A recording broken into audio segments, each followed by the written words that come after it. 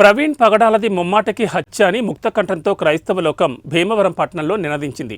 కొద్ది రోజులుగా ప్రపంచ దేశవ్యాప్తంగా రాష్ట్ర వ్యాప్తంగా చర్చించుకుంటున్న పాస్టర్ ప్రవీణ్ పగడాల మృతి పట్ల క్రైస్తవ లోకమంతా ఆయన మరణం సహజం కాదని, హత్య చేశారని, దానికి ఆధారాలు కూడా పలువురు విశ్లేషిస్తున్నారు.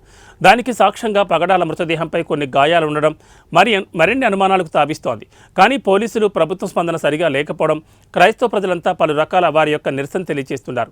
పట్టణంలో లూథరన్ గ్రౌండ్ నుంచి ప్రారంభమైన క్రైస్తవ ప్రజలు, పాస్టర్లు, నాయకులు శాంతి ర్యాలీ ప్రకాశం చౌక్ వరకు సాగింది.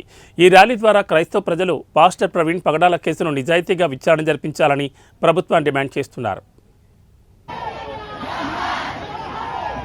పగడాల గారి కేసులో న్యాయం, ప్రవీణ్ పగడాల గారి కేసులో న్యాయం. సర్వశక్తియో మిక్కిలి కృప కనికరము కలిగినటువంటి మా పరలోకపు తండ్రి, మీ ఘనమైన నామం మనకు వందనాలు ప్రభా. పునరుద్ధానపు ఆరాధన అనంతరం దానినే కంటిన్యూ చేయాలి. We want justice. We want justice.